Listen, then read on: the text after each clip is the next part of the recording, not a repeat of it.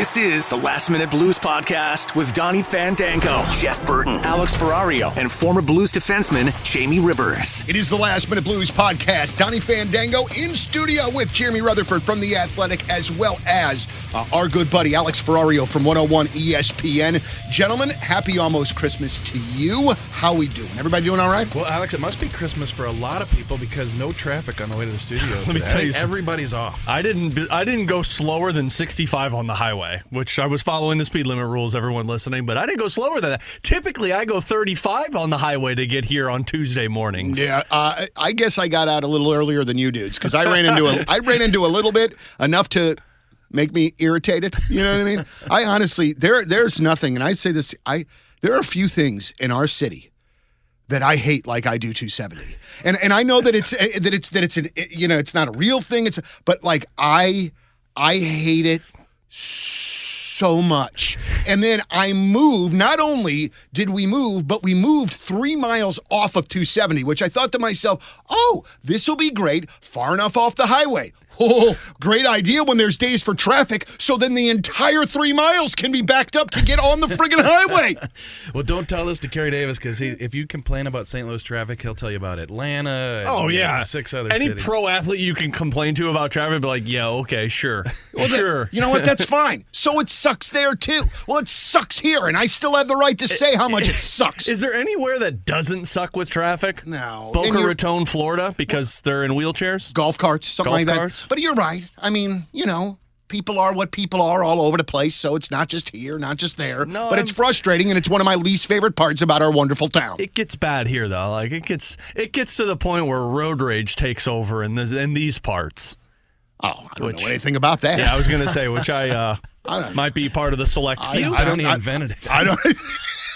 I don't know about invented. Perfected, maybe. Invented, I don't know. Donnie actually has a 101 class on tape that he films for people to watch on Road Rage 101. So, honest to goodness, and this doesn't have to do with road rage, but I guess it kind of does. I will not put a Bills sticker or license plate cover or any of that stuff on my car because, one, I don't want people to know. You want to do that, Jeremy?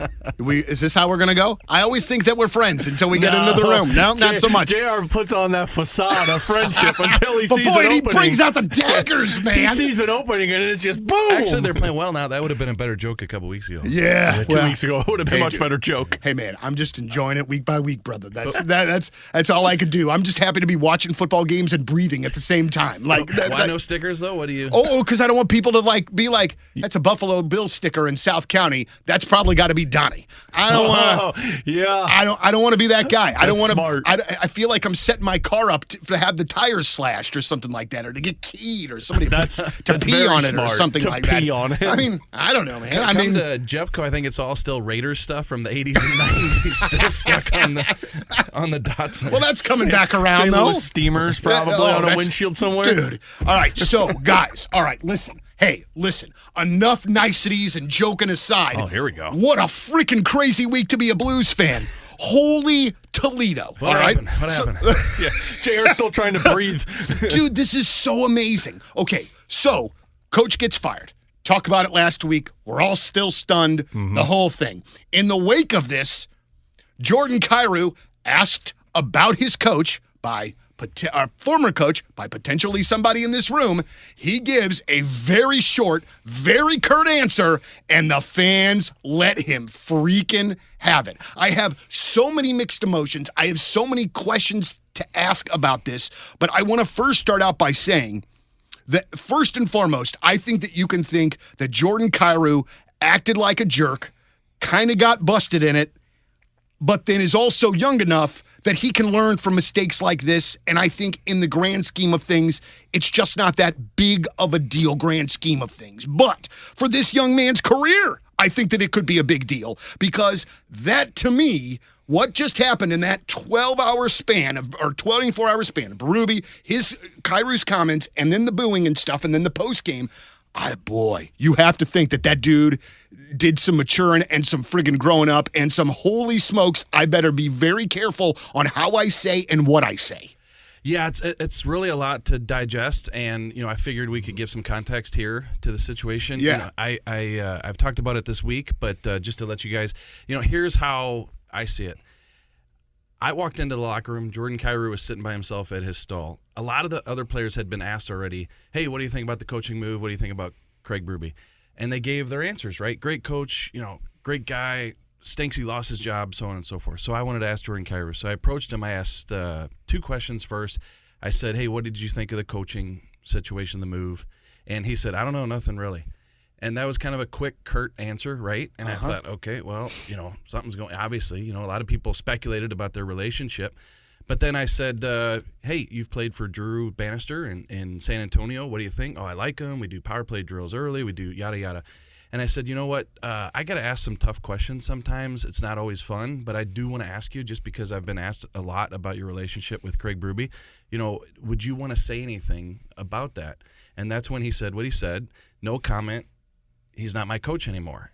And Donnie, here's where it's great to be on a podcast, because you can provide more context than you can in a story or a tweet or something like that. But, so he's taken off his skates. He just came off the ice. It's a game day. He's going to go back, get cleaned up, head out, take his nap, get ready for the game, right? So a lot of times Alex knows in these situations, they're kind of quick, right? So you have that element to the situation, but also you have the element of, this is a guy who's going to be here for 7 or 8 years, and I'm not going to sit here and grill him on the coaching comment that he made. Also, if this is an 18, 19-year-old kid, I've done this before, you say, hey, buddy, that might not be the best thing to say here. I'm not going to do that with a 25-year-old. I can't be a filter for every single player for every single thing they say. Nope.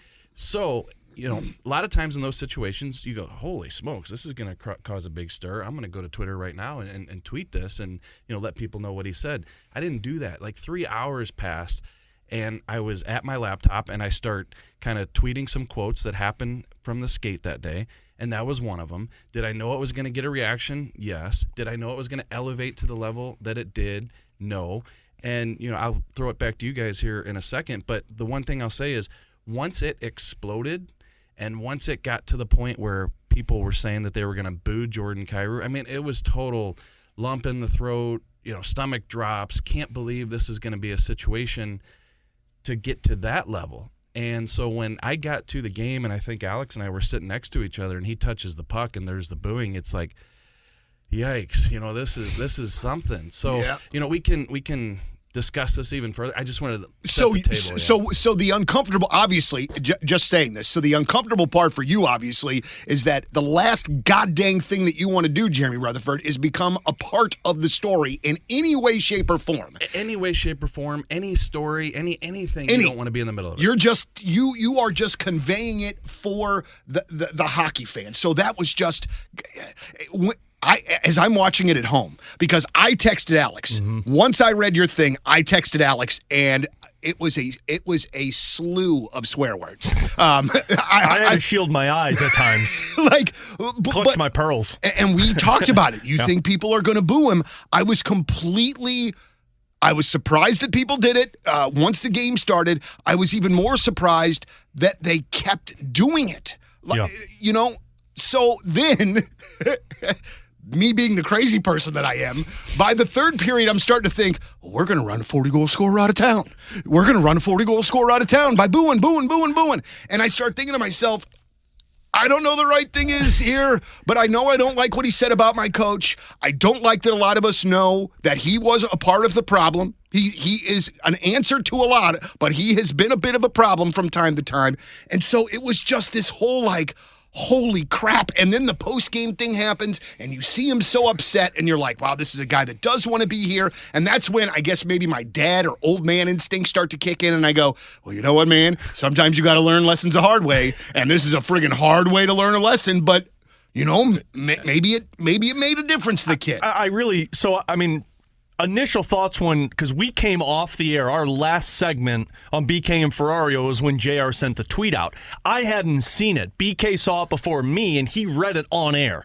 And so I'm hearing the words, and I'm thinking the one way it's the same how you misconstrue text messages from everybody. You read it one way, and you're like, oh, this guy just gave Craig Berube a middle finger. And then you read it again, and you're like, oh, maybe he was just saying, you're not my coach anymore. I'm moving on. So it's like, okay, I understand it, but the narrative of the Jordan Kyrou, Craig Berube saga was pushed in this direction. You had everything from last season. You had this season where he wasn't scoring goals, and everyone was like, oh, you need more from Jordan Kyrou. Well, he's playing defensive hockey, and this is Craig Berube's problem. This hit the perfect storm, though, because of what happened in that Detroit Red Wings game. And I said this on my show. If Kyrou doesn't turn that puck over on the 6-on-5 when the goal, or 6-on-4 or whatever, when a goal goes in the back of the net and they lose that game and Berube gets fired, maybe those words aren't taken out of context as much as they were following that Detroit Red Wings game. Maybe they're still taken out of context because people knew that Kyrou and Berube butted heads. But it was the perfect storm of Kyrou turns the puck over, they lose to the Detroit Red Wings, Berube gets fired, Armstrong talks about how they need a new voice in there. Ipso facto, Jordan Kyrou is the reason Craig Berube's gone. And this is the part that the more I thought about it, the more I'd understand the frustration from Jordan Kyrou wasn't so much about the words he used. It was more about that Craig Berube's not here tied in with the words that he used. And that's where I think the booing came from. I think the booing came from, and I expected it when they announced his name in the starting lineup. I'm like, yeah, he's going to get booed.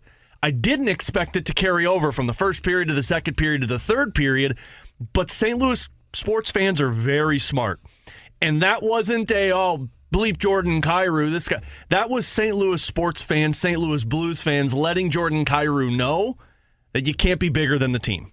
And I think that's where it hit that perfect eclipse of his emotions. The next game, he plays well, and he gets a raucous crowd cheering moment at Enterprise Center. Yeah, I think Alex is right in terms of the perfect storm, all the things that come together. I'll take it even a step further, Alex, and say that, when you go out in public and you go to a barbecue, you go wherever, as a blues writer, I would say that half the time you get asked a lot of questions, and a majority of the time they include what's the relationship like between Craig Berube and Jordan Kyrou. Yeah. And that's what led me to, in that moment, ask Jordan Kyrou that question. So, I do think there's an element of his performance, lack of goal scoring that kind of leads to the frustration, that leads to the buildup. And if you didn't put a name on that comment and you just put no comment, he's not my coach anymore, and you put it in front of a lot of people and said, who said this? Which Blue said it?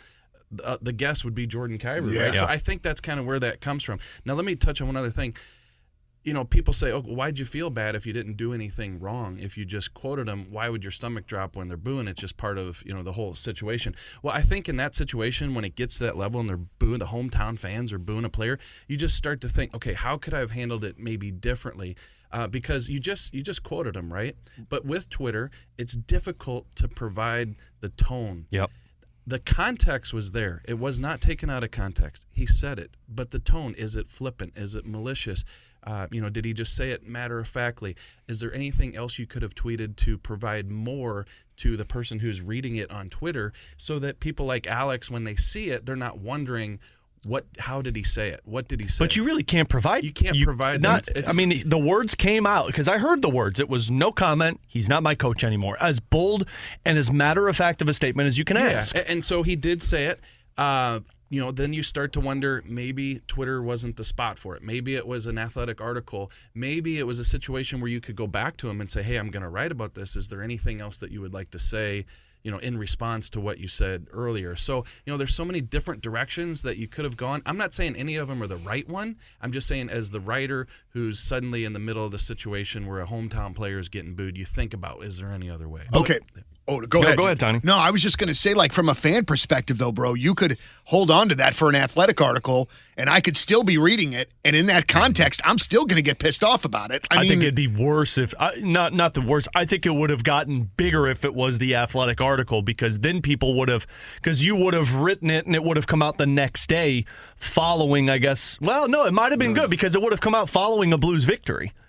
Maybe that would have been a little. I'm not saying you should have done it that way, but what I'm saying is I think a Blues fan would have still seen those words, and it still would have stung even with a Blues win. Yeah. Because it wasn't so much about him, it was more about Craig Berube. People came to the defense of Craig Berube. Yeah, and boy, and I think too the speed in which that it happened. I think I think if Blues fans were given another maybe 24 to 36 hours before there was a game, maybe the booing isn't as loud, maybe it's not as consistent. But boy, those fans, that was raw. Like that Band-Aid had just been ripped off and people were still screaming. Frankly, it goes to show you how impactful social media is because, I mean, what?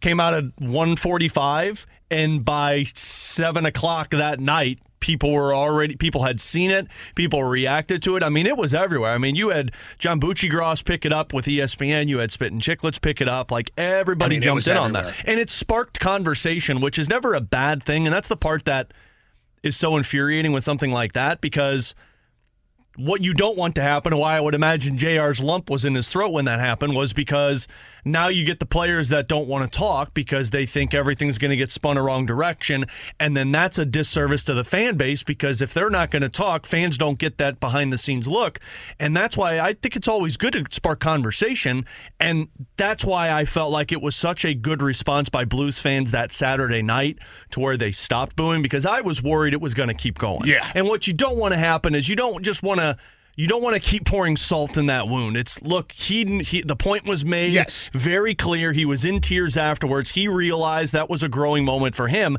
And I personally respect the fact that Saturday he came out and played a really strong game. Blues fans cheered for him, and then he had his reaction the next day. Hopefully that is something that he says, now I need to really think before I speak to somebody when it comes to how that's going to sound. You know, one of the things that I do not take into account, and I know that I should, and I know that this is something that we all know, but, you know, man, and I think sometimes we get so lost in how much money that these dudes make that we forget the fact that they're human beings. And one, like, I would assume that since Jordan Kyrou was, 12, 13 years old, literally all homeboy has done is played hockey at an exceptionally high level. Yeah. Everything else has been secondary to Scored it. goals, best player on the team. Yeah. Every time, Adoration. everywhere he goes, all right? Sounds like me in junior baseball, basketball, football, everything. I was great at that. Yeah, sure. You can tell, can't you, Donnie? Yeah, It makes yeah. sense. I know. But I on mean, the I radio. feel like there's a point.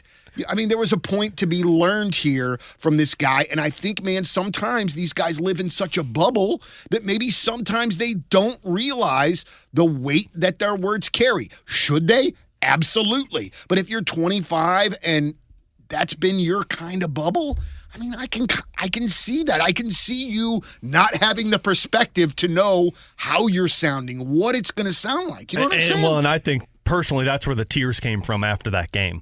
I don't think it was about what he said, and I think it was more about those tears came from the fans' reaction to it. I think that was that first moment by Jordan Kyrou that was like, oh, geez, it's like these fans, they know their stuff, and I've never been booed before in my life from a home team. Yeah. That's where I felt like those tears came from. That was kind of that eye-opening moment for Jordan Kyrou that it's like, yeah, it's like maybe this gets a lot bigger in certain situations than what it should have been. Yeah, and I don't want to be the person to say this because, again, I go back to don't want to be in the middle of the story. You know, for 20-plus years, you just report the story, and here's what happened, and here's what people said.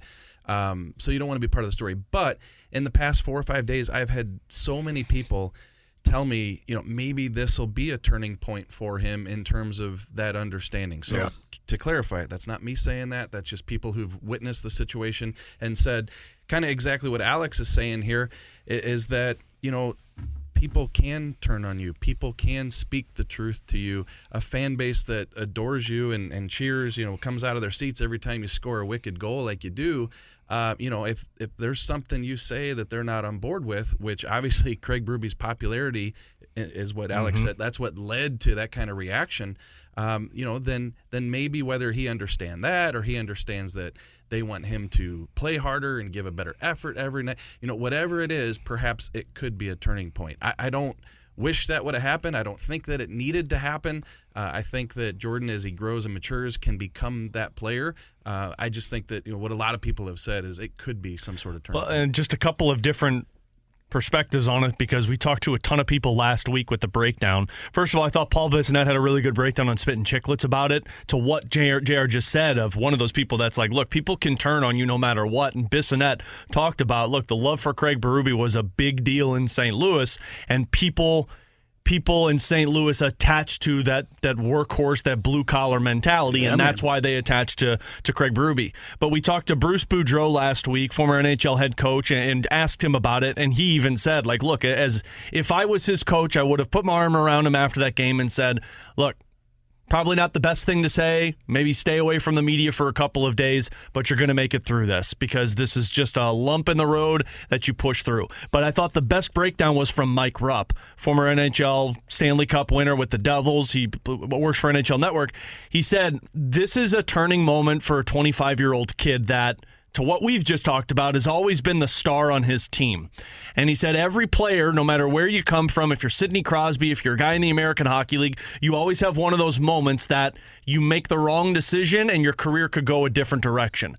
But he said his biggest hiccup, his biggest mountain he's going to have to overcome is figuring out how to do that yourself. He said coaches can't carry you through this.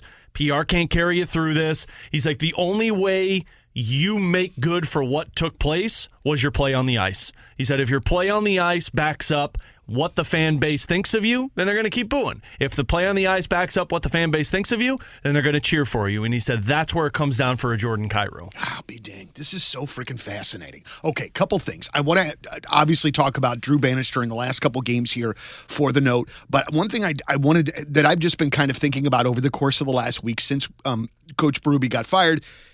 You know, guys, what is I feel like the lifespan of an NHL coach is like friggin' 3, 4, maybe 5 years. And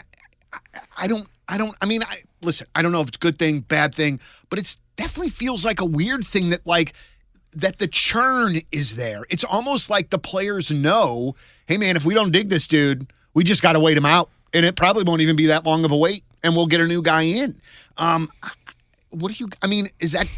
What do you guys think about that? I mean, is that, and maybe that's just my perception from the outside. You know what I mean? Going back to Boudreau, when we talked to him, we asked him because he's been fired midseason and hired midseason 3 separate times. And he said, my lifespan has been about 3.5 to 4 years. And he said, I don't know why. He said, if I knew the answer, I'd still probably have a job right now. But Berube, I thought, said it yesterday best with BK and Ferrario. He said, it's leadership. He said leadership is how the message doesn't get stale. And he's not wrong. I mean, look, when Ken Hitchcock's message got stale, I'm doing air quotes on the radio, you can see that. That was the year after David Backes left. And David Backes was kind of that voice of the locker. I mean, he was the captain. And if you lose a leader that can take a coach's message and relay it to a group of players, well, now who's relaying that message to the group of players? It's a new leadership core. And if they're not around that coach, if they don't like that coach, well, welcome to the voice getting stale. The same can kind of be said for Craig Berube, to where that leadership core that was Alexander Steen, Alex Pietrangelo, David Perron, that took his words and said, this is what it means. Well, it's not pushing that way. And I know Braden Schen's the leadership there, but it's not just one person. I think it's a core of players. And I think that's why you've seen it around the National Hockey League. Some teams do it because they need a spark, Minnesota, Edmonton, but I think other teams do it because if they don't have the right personnel around that head coach, well, then that message is not going to coincide with the group of players. Yeah, I think it can be either one. I think it can be the message growing stale. That was not the situation here necessarily, I don't believe. In the case of like a Ken Hitchcock, yeah, maybe it gets stale. I think it did. So there's a lot of times where I think that, okay, there's a lot of players that are on this team who have had a certain coach like a Ken Hitchcock for 4 or 5 years, and it's just time to end the day, right? But I think with a guy like Craig Berube, Alex mentioned what Craig Berube said on the air yesterday on 101 ESPN, that it's a leadership. And if there's a lot of turnover in that leadership, there's no longer the guys who had success with you, the O'Reillys, the Alex Pietrangelos, and those types of guys who can grab the young guy and say, hey, listen, we've done it this way. We've won. This is the guy who took us there. You need to get in line. And if you don't have that, then perhaps that message isn't getting through to the rest of the team. Braden Schen's still here. Colton Parayko's still here. Were those guys doing that? We don't know. But Craig Berube, as he said yesterday, he thinks that if that message is being delivered to the rest of the team, that a coach can outlast 4 to 5 years. Boy, oh boy. I'm glad I don't know anything about hockey. And plus too, and then I start to think about man, and I know that this is not my place. I'm just a fan. But, I liked Berube so much, and I got to thinking, man, dude, I wonder if maybe he's going to at least get to see his kids for a couple of months before he takes another gig, or like he's going to get to spend some time with his wife. And I thought that would be kind of nice. But then I'm like, well, is he going to be bummed out because he got canned that he's not going to be able to enjoy that time? So like I just take this way too seriously. Yeah, I think that's it it. For about 20 minutes, and he was in a good spot. He said, did I want to continue with these guys? He actually said something that stuck out to me, Donnie. He said, if I would have got fired last year, this would have made maybe a little more sense with the way last year went. He said they felt like this year they had kind of put some things together. Now, people might disagree with that. The power play was awful. The up and down, win, lose, things like that. So, you step back, you can understand why there was a reason why you would consider moving on from Craig Berube at this point. And we'll talk about Drew Bannister, I'm sure, here in a minute and what the team looks like with him. But, yeah, I think he'll take some time off. And what he told me is that he wants to pick the right spot. I know it's cliche. Everybody says that. But, I mean, it's true. He's got a successful track record. He can kind of hand-pick, but where are those spots? You look across the 31 other teams, and a lot of teams got a coach, or they got a young guy, or they got a guy they just hired, things like that. So what are Donnie's already got it. What do you got? Well, if you're like a team like friggin' Columbus, aren't you going to back up the goddamn Brinks truck to get somebody like Berube in there? That's a team that does make a lot of sense, yeah. Especially when you're talking about the players that they have. I mean, Johnny Gaudreau and Patrick Laine don't match the identity of Craig Berube, but like a Boone Jenner does, their entire defensive core does. To me, the team was Ottawa. Now, and I know they just brought in that Jacques Martin to be the interim head coach. Ottawa was the team that was like, if you ever wanted a coach that took you to the next level, it's Craig Berube, because look at their captain, Brady Tkachuk. Look at their roster, a ton of big dudes that have size. Their defensemen like to get into the play. They're all really big guys. Their goaltending's their biggest problem. That was the team that I was like, if I'm the Ottawa Senators, I would have fired DJ Smith the moment I saw Craig Berube become available. But there's a couple teams that make sense, but the question is, are you going to actually do it? And does Craig Berube want to go there? Yeah, does he want to go there? That's the biggest thing. I think Ottawa makes more sense than Columbus because they're closer to winning. And then also in Columbus, you got the whole hierarchy with Yarmo and JD. How much longer are they going to be there if things don't go right? So Ottawa makes a their team's in shambles. I don't know if I'm Craig Berube, I want to go there. Right. I want to go somewhere where I got a chat. The part that I was curious about would be the New Jersey Devils, but since Lindy Ruff was so good last year, it'd be hard to imagine. But they've underperformed this season, and that's another team that you look at and you say they kind of need a little bit of discipline right now. Okay, a couple things, and I swear to God, we're going to talk about Drew Bannister here in a second. But have you guys heard any outside coaching rumors? The one in which that I have heard over the course of the last couple of days, which obviously just has to do with the name value. I'm not saying there's anything here, but a lot of folks have wondered if Joel Quenneville could potentially be a possibility. And there's a lot of steps that would have to be taken for that to happen. But one, do you think Joel Quenneville is a realistic option, A? B, if it's not Coach Q, what are some of the other names out there that you're hearing, not internally, obviously? I think that it's a possibility. I don't want to rule out Joel Quenneville, even if you think that it might not happen. I don't want to rule it out. I think that obviously St. Louis has an affinity for Joel Quenneville, one of the best coaches in team history. Obviously, everybody in St. Louis is aware of what happened in Chicago, and maybe some people think he did nothing wrong. Maybe people think he was part of it. They wouldn't want him here in St. Louis. As far as Joel Quenneville coming back to the NHL, and I think he has to be reinstated, obviously, by Gary Bettman, St. Louis, I think, would be one of the places in the league that would welcome him because of that past history and all the success that he had here. So I think his familiarity with St. Louis, I think would be probably a place that he would consider heavily. The one thing I would say from the Blues perspective is I guess two things. One is, do the Blues want to put themselves in a situation like that where they're welcoming back a coach who was part of that situation? Correct. Whatever you think the culpability was, would you want to welcome him back?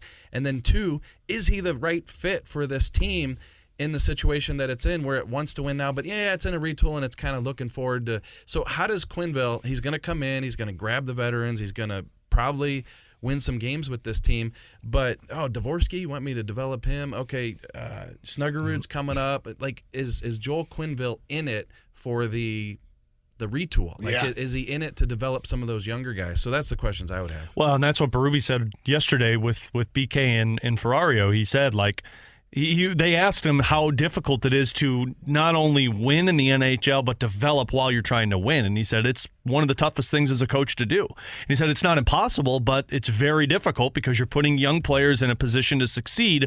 But if they're not ready for that position, well, how are you going to win if you're going to hit those hiccups? So I don't know if Quenneville wants that. If you're Quenneville and you're getting an opportunity to come back, JR is absolutely correct. St. Louis is going to be probably one of the few areas that would welcome him back and actually be happy for him to be here rather than other places that I think would look at it and be like, what's going on right now? Not saying that everyone would be. I'm sure there's a large lump of fans that would not feel great about it.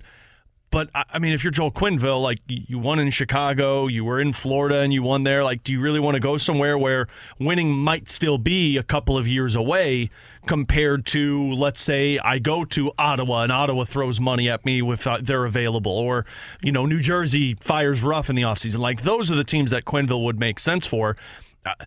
When I asked Aaron Dreger this about the coach that makes sense, he immediately pushed back and said, let's not overlook Drew Bannister. He's like, Drew Bannister is a young head coach, and how many times have we seen AHL head coaches come to the NHL and have success, i.e. Craig Berube with the Blues last time. So he said, Drew Bannister is a guy that knows hockey. He's been around hockey his entire career. He was a second-round draft pick. So he said, don't overlook a guy like this that really could take the team and run with it. The other one that I thought of, I'm going to throw this out there, tinfoil for both of you.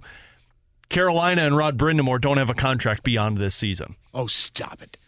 You know what, man? When you say stuff like that, then the hair on the back of my neck they also don't have a goalie. So. There you go. Sounds like a coach being like, well, this team's in shambles. Maybe I'll go elsewhere. We talked about this last week, dudes. I just feel like the way for this team is got to be one of these younger guys, and is not – I don't look at Coach Q as a retread, but it can't, guys, it cannot be that, like what we talked about, the Gerard Gallants. Right. That doesn't make sense, Donnie, right? You're 100% right. The only thing is I think Brind'Amour is in a different category than those Oh, other guys. yeah. I didn't even mean Donnie's just discarding that because it's not even a real thing. That just got me all titillated. Brind'Amour is obviously one of the elite coaches in the league, and if he has any interest whatsoever, you for sure have to consider that. But yeah, no, you're right. I don't think it makes any sense whatsoever to bring in a Gallant or any of these guys, who want to win absolutely right now. Their job, are they going to be here in 2 years if they don't have success? That doesn't make sense. And I like what Dreger said. It's only been 2 games with Bannister, and I've known him for a few years because he's worked with the Blues American Hockey League affiliate for a while. I think whether it's Bannister or someone like him, you want somebody who can come in and I think grow with these guys, develop the young players, who has a track record of developing young players, which he does. But what makes Bannister, I think, specific to this job is the fact that he knows a lot of these young players, and he's coached them growing up. Yeah. They have trust in him. He has trust in them. So that's already been established. And you had that a little bit with Berube when he came in, right? He had the Barbashevs and those guys that he had coached, and I think that's part of the reason why that was successful. So we'll see. But at this point, to me, I'm looking at a younger guy with a track record of improving young players. I mean, not to make this comp because it's not the same thing, but that's what Tampa did with John Cooper. I mean, John Cooper was in their minor league affiliate for a couple of years, and then they brought him up. The first year they were there, they missed the playoffs. Next year they got in. The next year they made it to the finals. Then they missed the playoffs again. Like, they were in that retreading situation. And then John Cooper, who's now, 56, and he's been with them since 2012. Again, not the same thing. I'm not saying Drew Bannister is the next John Cooper, but what I'm saying is there are plenty of examples around the National Hockey League of successful teams that have brought up the American Hockey League coach and said, yep, this is your roster. See what you can do with it. Did you just tell Donnie that Cooper's coming to St. Louis? John Cooper. But you know what, man? 2.0.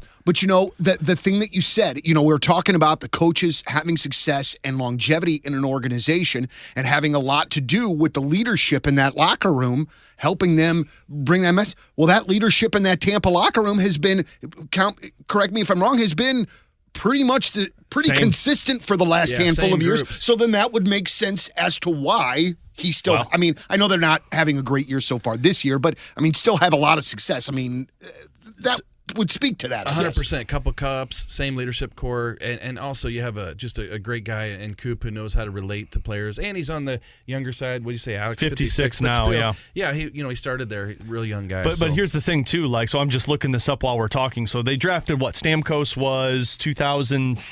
Yeah, He was first round, somewhere between 6 and 9. I can't remember. They had Hedman in that window as well. So those guys were the veteran core players that were there. But he took over in 2012, 2013. Nikita Kucherov was drafted in 2011. So his first year was Cooper's second year as the NHL head coach. Braden Point was drafted 2014. So Cooper already been there for about 5 years. But these were guys that were drafted while John Cooper was the head coach of the team. And they not only competed with what they had in Stamkos and Victor Hedman, but then they also developed Kucherov, Point, Vasilevsky, Sergachev. John Cooper is a perfect example of taking a group that had veteran players and bringing in younger players and meshing them together. Yeah, and I'll piggyback off of that. I talked to Braden Shen the other day, and I said, look, young guy comes in, minor league coach, you're a veteran, you got your veteran guys around you. Where does the respect, is it right away? And he said, yeah, this guy's coached 12 years in the minor leagues. He's worked to get to this point. We're going to get behind him. And so he's got the veterans. And then look at a Jordan Kyrou situation. I'm sure you guys talked about this, Alex. But Drew Bannister sat down with Jordan Kyrou the morning of the Dallas game a couple days ago, and he said, look, you have unbelievable outside speed. You need to use it. You're not using it. You need to get outside. What did Jordan Kyrou do in that overtime goal? Got outside, drove to the net, and Colton Parayko cleans it up. So that's just one super small example of what the veterans are saying about Drew Bannister. And then a guy like Jordan Kyrou, maybe not a veteran, but maybe not a young guy, who can learn from what Drew Bannister has to bring. So there's just so much, I think, where you look at Drew Bannister in terms of, he's not just this, young guy coming up who wants a crack at it. He's a legit candidate, I think, for the job. And not to rehash on it, but just you saying that made me think about when we were talking Berube and the message getting stale. What Drew Bannister said to Jordan Kyrou is what Craig Berube said to us on the radio yesterday. Kyrou's just got to compete. That's where the message gets stale, it gets misdelivered, whatever. Craig Berube saying we need you to compete, where Drew Bannister is giving you examples of, this is what I want you to do, and Jordan Kyrou did that, which, again, that's the freshness of a guy who's in the American Hockey League at the time of the problems, that knows how to vocalize what he wants to a younger group of players. Which I'm sure that Craig Berube gave him specific examples. Absolutely. Too, which, the only thing is that Craig Berube is also the guy who benched him for periods, who said things publicly, that maybe he didn't like, so on and so forth. So Drew Bannister comes in, it just feels like a fresh slate for him. Absolutely. Listen, when I try to break down plays and things, it's not great, okay? That's not what I'm here for. I think we need to pull video up and let Donnie do that right now. I don't think that's a great... Well, I think that it could be funny to Coming hear. Up in the Athletic, Donnie Fandango breaks down. Donnie breaks down, the Blues win. All right, but I want to make this point, and then you guys can tell me if I'm wrong or not. But it seems as though, and again, it's 2 friggin' games, that the Blues have done an amazing job of making it absolutely freaking miserable for the other team in the neutral zone. It seems like they're, God, and I don't know if I'm going to say this the right way, but it just seems like they are closing the gaps. It just seems like they're clogging up the middle more. It just seems like they are making not only are they working more, but it seems like they're making the other team work more too. Jer, I don't have my glasses. Is that Drew Bannister talking to us right now, or is that Donnie Fandango? Closing the gaps, standing them up at the blue line. Look at this guy over here. But as far as hockeyisms go, that's all I got. I'm going to lose my job. Coming up next on The Athletic. Yeah. I better start working on my DJ. Yeah, let's see that the next... Creed coming up next. New Hit Sunday, New Music Sundays. I personally thought that's what it was, and Mike Kelly of NHL Network, who does a lot of analytics work, put it out after that. What was it? It was either, I think it was after the Dallas Stars game or the Ottawa, whichever one. Yeah. Who cares? He said that they won 64% of their board battles in that game, compared to 24% against the Detroit Red Wings. Whoa. So in one game, you had a lot more bodies on pucks, as Steve Ott would like to call it. He wants numbers, and they did that really well against Ottawa. But the Dallas Stars game is the one that did exactly what you were talking about, to where I mean, they didn't allow Dallas into the zone at all. It was standing them up, forcing them to dump the puck in and going back and getting it. Frankly, it looked a lot like what the Blues did in the first 10 games of the season, to where they were forcing teams to win board battles against them to retrieve pucks in the offensive zone, and they got away from it from whatever reason it was. That was the one thing that stood out to me with Drew Bannister, is those guys were engaged in loose pucks. They were engaged on winning those puck battles, and they were not allowing the other team easy zone entries, which they got into for those last 15 games. Well, here's the thing, guys. Okay, breakdown. Let's pump the brake. No, I'm joking. They can go 50-0 under Drew Bannister or whatever the number is. There he is. No, here's the thing. I think that when we saw the coaching change last week, we all should have ran to Vegas and said, they're going to win these first couple games, Yes. right? Because just players are on their toes, and whether they're doing it in the defensive zone, neutral zone, and please, I am not jumping on your theory. No. This is how he wins his athletic job back, Johnny. You called it the neutral zone. It's really called. No, it was super impressive. I think that that you're going to see that jump. Now, here's the thing, Alex. You've looked at the schedule. Donnie, you've looked at the schedule. It gets tough here in latter December, especially January, where there's going to be some tough teams. Dallas was a tough team. They look phenomenal against them. I asked Drew Bannister the other day, hey, how do you get past that jolt? Minnesota got it with the coaching change. Edmonton got it. How do you get past that to where you're sustaining it? And he said, it's about creating these habits and continuing to play that same way. So that's what they're going through right now. If guys want to keep their ears open, he wants to keep preaching. They want to start executing. But I think it does go back to the roster and these players, and are they good enough? I can't speak outside of both sides of my mouth where I say that, hey, this is Doug Armstrong's fault. This is a bad roster. It wasn't Craig Berube's coaching. Mm-hmm. And then all of a sudden, here we are 2 weeks later, and we're saying, wow, this is a good team, and Bannister's got them playing the way that they should be. I think we have to get to that point, wherever it is in mid-January, where we can say, okay, man, they are doing it against this team, that team. This is impressive. So I think the potential is there for him to do that based on what we've seen. Really impressive against Dallas the other night. In the neutral zone. There it is. But I think that we got to continue to see this. And to that point, it's like the honeymoon period for new coaches. And I asked Boudreau that too, like, hey, how do you avoid those honeymoon periods to where it's great for about 2 weeks and then it falls apart? And he said the way I avoided it, which, guy was in the league for a really long time, he's like, I was myself. I stayed true to who I was as a coach, and if the players didn't listen to it, then it's not going to work here. So that's going to be the one thing. Drew Bannister's not changing anything to get an opportunity like this. JR's right. It goes back to what Doug Armstrong talked at his press conference about, passion and the aggressiveness that this team is going to have to bring to it. And I'm trying to think of the word that I completely forgot right now that he used. Passion, and what was the other one? Well, he had the accountability. Accountability, compete, thank you. It was an A word. Yeah, accountability and compete. That's what it's going to come down to for these guys. And 2 weeks in, if they go on another losing streak, it's not going to be, see, they should have had Craig Berube. It's going to go right back to the players like we've talked all about for the last 2 seasons. Real quick, guys, in wrapping up, and this doesn't necessarily have to do with anything with the Blues now, but guys, can you tell me when is the World Junior Championships? December 26th. Okay, up until January. Yeah, but that'll be next year. Or is that's not coming up in a couple of weeks? It's coming up in a couple of weeks. They're doing their preliminaries right now. U.S. just cut their or Canada just cut their roster down.